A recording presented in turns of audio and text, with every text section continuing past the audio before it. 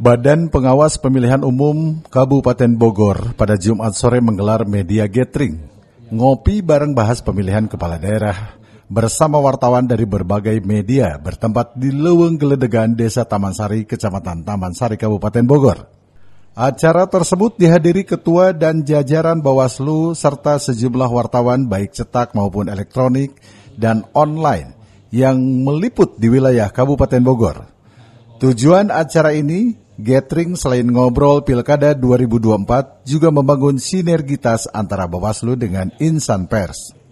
Ketua Bawaslu Kabupaten Bogor Ridwan Arifin mengatakan, kegiatan media gathering yang digelar selama 2 hari itu menyampaikan terkait tahapan penyelenggaraan dan mensukseskan Pilkada 2024 yang akan digelar pada 27 November.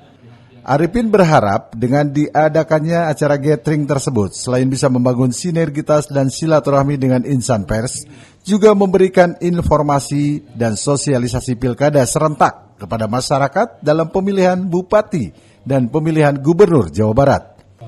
Dari Kabupaten Bogor, Suhanda Abriji melaporkan.